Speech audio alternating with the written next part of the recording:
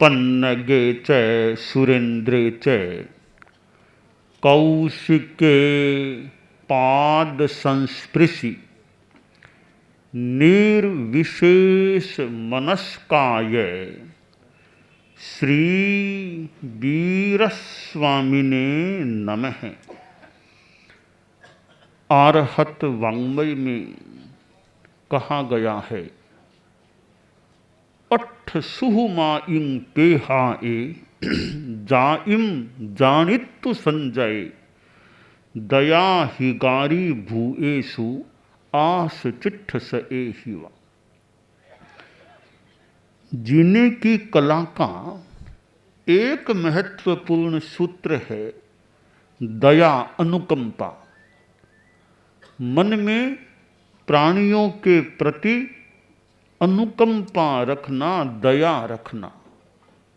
और दया का एक महत्वपूर्ण आयाम है परस्य पीड़ा न कायब्बा। परस्य पीड़ा न कायब्बा, किसी दूसरे को तकलीफ नहीं देनी चाहिए।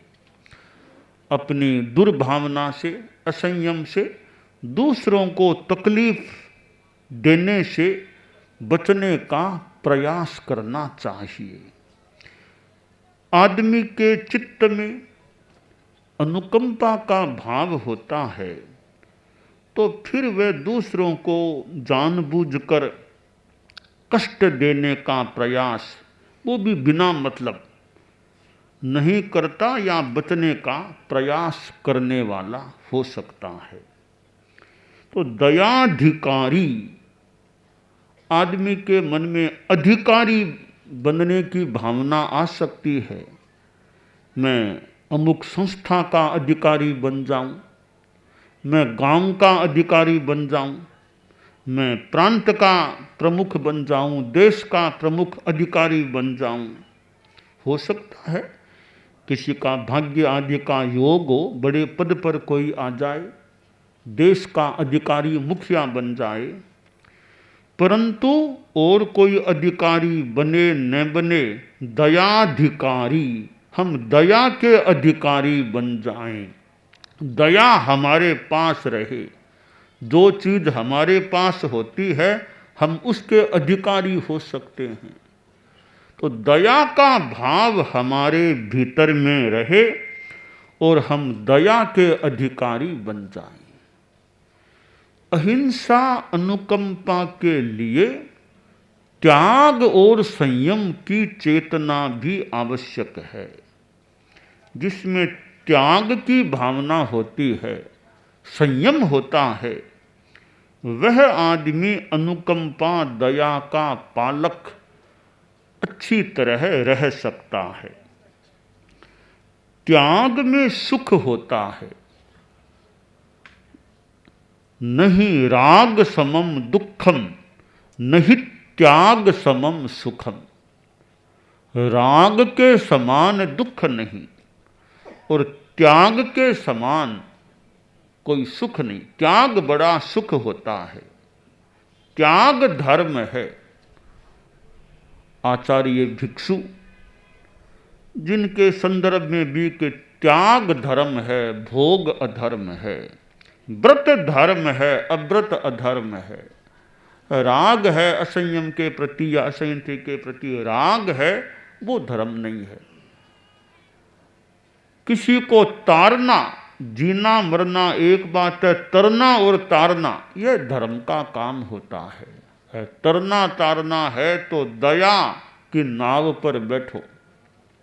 दया कोड़ी कल्याण जननी, दुख दुरियारी विज्ञ नट्ठवणी, संसार जल ही तरणी, एकाची होई जीव दया। ये जीव दया ये कल्याण करने वाली होती है। तो प्राणियों की हिंसा मैं न करूं, मैं किसी को मारने वाला न बनूं, मैं हिंसक न बनूं, यह भाव रहे। और दया अपनी आत्मा के प्रति कि मेरी आत्मा को पापों से बचा करके रखूं। तो ये दया है, फिर संयम है, त्याग है। तो जीने की कला तो बढ़िया हो सकती है। त्याग भी, संयम भी एक जीने की कला का सूत्र बन सकता है। आदमी खाता कितना है, खाने में संयम है या नहीं, बोलने का संयम है या नहीं, इंद्रियों पर कंट्रोल और संयम है या नहीं। तो संयम है तो जीने की कला आ गई। परम पूज्य आचार्य तुलसी ने अनुव्रत आंदोलन चलाया था। तो अनुव्रत एक जीने की कला है, और अनुव्रत में अहिंसा की बात भी है, संयम की बात भी है, नैतिकता की बात भी है। तो अनुकंपा दया भी जीने की कला का सूत्र है। या संयम, संयम है खलु जीवनम, संयम ही जीवन है। संयम भी एक जीने की कला का सूत्र है। बोलने में असंयम करेंगे तो कहीं कठिनाई पैदा हो सकती है, इंद्रियों का ज़्यादा असंयम करेंगे तो वहाँ भी कठिनाई हो सकती है। अब एक शासक भी है, मान लो राजा भी है, तो शासक में भी इंद्रियों का संयम होता है, तो शासक शासन का काम भी अच्छा कर सकता है। तो ये जीने की कला से भी बड़ी बात है मोक्ष पाने की कला। तो अहिंसा, संयम, तप, ये ऐसे तत्व हैं कि मोक्ष की प्राप्ति करा सकते हैं। अब साधु के पास और क्या है? साधु के पास मान लो पैसा तो है नहीं, न करोड़पति क्या, वो तो 1 रुपया पति भी नहीं है साधु। तो साधु के पास है क्या? ये कुछ भी नहीं है, बस यह सब बहुत कुछ है साधु के पास। अकिंचन हो जाना, कुछ भी नहीं है, सब त्याग दिया, वो बड़ी बात होती है। संत के पास कई लोग आ गए, रो रहे थे, आंखों में आंसू आ रहे थे। तो संत को पता था क्या बात है। वो लोग बोलने लगे, बाबा जी बड़े बेहाल हो गए हैं, हम शरणार्थी बन गए हैं, हमारा मकान चला गया, संपत्ति चली गई, वो हो गया, वो हो गया, बड़े दुखी हैं, संपत्ति चली गई, मकान चला गया, रुपया पैसा नहीं रहा, यह हाल हो गया हमारा। तो संत ने एक तरीका अपनाया उनको एक मनोबल प्रदान करने का या सांत्वना देने का। तो वो बोल रहे थे, बाबा जी मकान चला गया, संपत्ति चली गई, वो चला गया, हमारा ये हाल हो गया। तो संत ने कहा, ओहो मेरे पास भी मकान नहीं है, मेरे पास भी रुपया पैसा नहीं है। लोगों ने देखा ये तो हम जैसे ये हैं, हमने सोचा बाबा जी कुछ हमें करेंगे देंगे, तो खुद ही हमारे जैसे ही हैं, खुद करेंगे मेरे पास भी मकान नहीं है करें। तो संत ने आगे का देखो, आपके पास मकान नहीं रहा तो मेरे पास भी मेरा अपना कोई मकान नहीं है, आपकी संपत्ति चली गई, मेरे पास भी कोई संपत्ति रुपया पैसा कुछ नहीं है, फिर भी आप तो रो रहे हो, मैं शांति में बैठा हूँ। इतना अंतर है, आप तो रो रहे हो, संपत्ति चली गई, वो चला गया, मकान चला गया, मैं तो कितना प्रसन्न शांति में हूँ। लोग अब अक्ष बाबा जी यह क्या बात, आपके पास भी संपत्ति नहीं, मकान नहीं, आप तो बड़े शांति में बैठे हैं, यह क्या बात है। संत ने कहा बस ये अंतर यह है, आपका तो छूट गया, मकान चला गया, संपत्ति चली गई, मैंने सैलक से छोड़ दिया, मैंने त्याग कर दिया, यह फर्क है, मैंने खुद ने छोड़ दिया, आपका छूट गया, इतना अंतर है। तो साधु के पास और क्या है, आचार्य भिक्षु के पास और तो क्या था? क्या उनके पास बढ़िया बढ़िया उनके मालिकाना में मकान थे क्या? पादु कला आज हम आए हैं, परम श्रद्धेय परम वंदनीय आचार्य भिक्षु की चतुर्मास भूमिका क्षेत्र या उनके उनकी प्रवास की भूमिका क्षेत्र भी हो सकता है। तो यह पादु कला तो तेरा पंथ से एक जुड़ा हुआ क्षेत्र है, आचार्य भिक्षु से जुड़ा हुआ क्षेत्र है। और जो बताया गया कि यहाँ उपाश्रय था, अब तो नया रूप मान लो, पर कभी यहाँ इस जगह जो भी हो, आचार्य भिक्षु ने विक्रम संवत 1837 का चतुर्मास किया बताया गया। तो आचार्य भिक्षु का यह मानो बिहलन और चतुर्मास का क्षेत्र है, यहाँ आज आना हुआ है। और तो आचार्य भिक्षु के पास कोई हाथी घोड़ा पालकी वो कहाँ थे? ऐसे संत पुरुष तो उनके पास कहाँ करोड़ रुपये थे? करोड़ तो दूर की बात है, 5 रुपये भी कहाँ। तो ऐसे त्यागी संत पुरुष, उनके सामने बड़े बड़े लोग मान लो प्रणत हो जाए, तो इसका मतलब साधु के पास जो है वो गृहस्थों के पास नहीं है। एक वो साधियाँ बैठी थी, मैंने एक छोटी सी बात सुनाई, साधियाँ समनियाँ जो भी थी। एक बाबा था, तो बाबा के पास एक लड़का आया, बोला बाबा बड़ा दुखी हूँ, बड़ा दुखी हूँ, बड़ा गरीब हूँ, कृपा कर दो बाबा, कुछ दे दो, बड़ा दुखी हूँ, आपका भिखारी हूँ मैं, तो दे दो कुछ। तो बाबा को दया का भाव भी था, लड़का दुखी भी लग रहा था। तो बाबा ने कहा रे ऐसा करो, इस हमारे आश्रम के बाहर एक सूखी नदी है, सूखी नदी है, मैंने थोड़ी देर पहले एक हीरा, कीमती हीरा वहां फेंका था, तुम वहां जाओ, वो वहीं पड़ा होगा, उठा लो ले जाओ। लड़का गया, वो सूखी नदी थी, देखा चमकता वहां हीरा, उठा लिया, वो बहुत कीमती लग रहा है, अपने घर की ओर चलने लगा। थोड़ा सा आगे बढ़ा तो उसके दिमाग में एक प्रश्न पैदा हो गया कि इतना कीमती हीरा है तो बाबा ने इसको फेंका क्यों? क्या बाबा जानता नहीं इसका मूल्य? फेंका क्यों? इसका मतलब है बाबा के पास इससे भी ज्यादा कोई कीमती चीज है, तब इसको फेंका है। तो वो ज्यादा कीमती है, इससे भी कीमती वो चीज मुझे मांगनी चाहिए। वापिस आया, बोला बाबा बाबा, क्यों बेटा तुम्हारा काम तो हो गया ना, वो हीरा मिल गया? हाँ बाबा मिल गया, यह रहा हीरा मिल गया, तो हो गया काम, जाओ घर जाओ काम करो। तो बाबा घर कैसे जाऊं? एक सवाल पैदा हो गया। बोलो क्या सवाल है?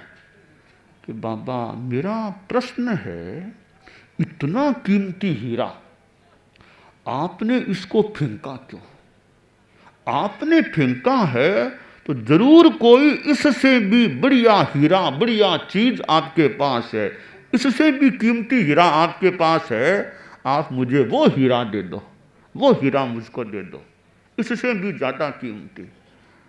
तब बाबा बोला बेटा इससे ज्यादा कीमती हीरा है वो मेरा सन्यास है, वो मेरी साधना है, वो इससे भी ज्यादा कीमती है, वो तुम लो तो देख लो।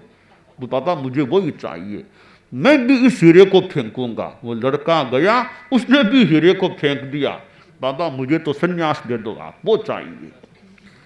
तो यह सन्यास और साधुत्व है, साधुपना है।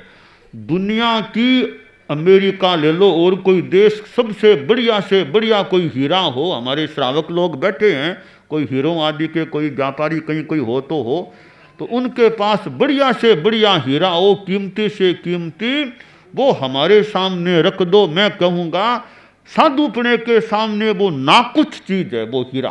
साधुपना जो रत्न है, संयम जो रत्न है, आपके बढ़िया से बढ़िया हीरे, आप अरबपति होंगे, करोड़पति होंगे, बड़े व्यापारी होंगे, जवाहरात आदि बेचने वाले होंगे, आपकी वो संपत्ति साधुपने के सामने बहुत ही बोनी है, ओछी है, छोटी है।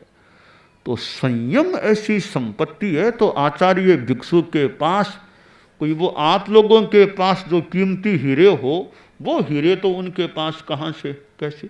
तो उनके पास जो त्याग संयम का था हीरा, वो आपके पास होना मुश्किल है।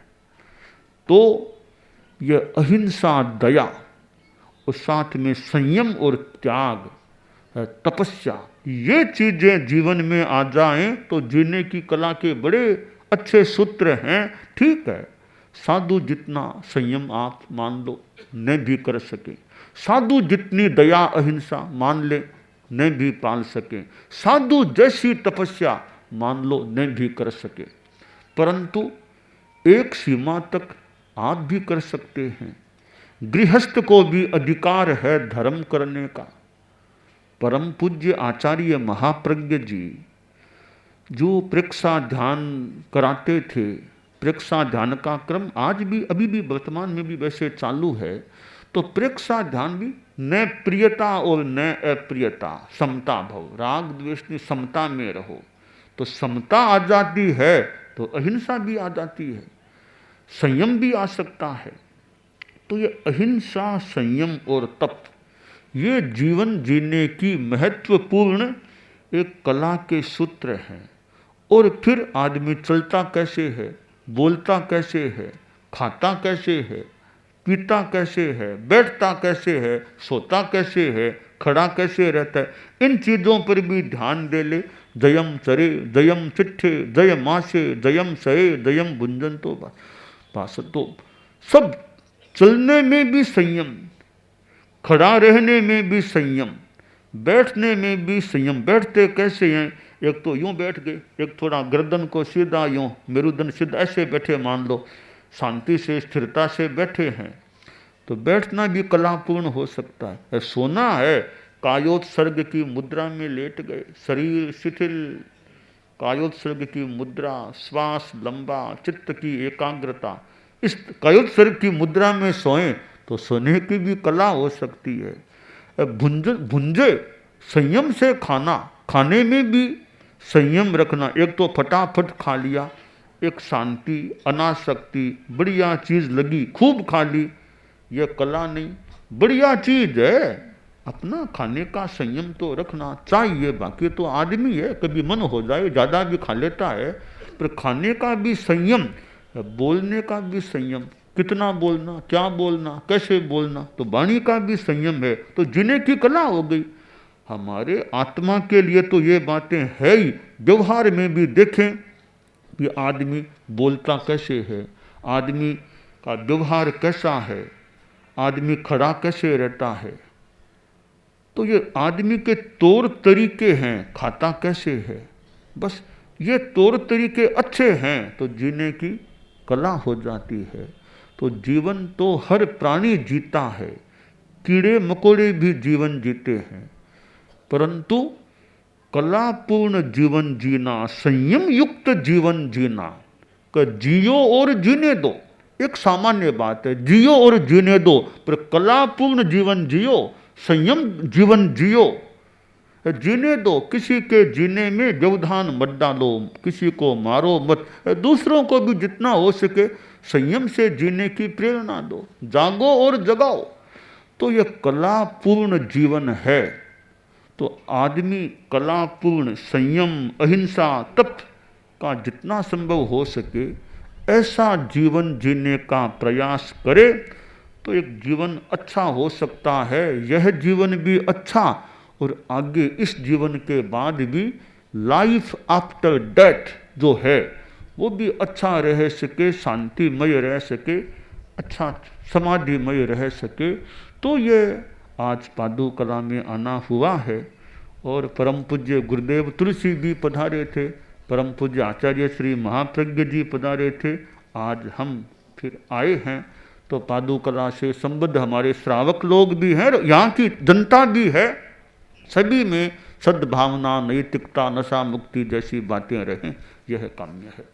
दानान सिद्धम अभयपयाणम सच्चे सुया अणवज्जं वयन्ति तवे सुया उत्तम बंभचेरम लोगुत्तमे समणेनाय पुत्ते।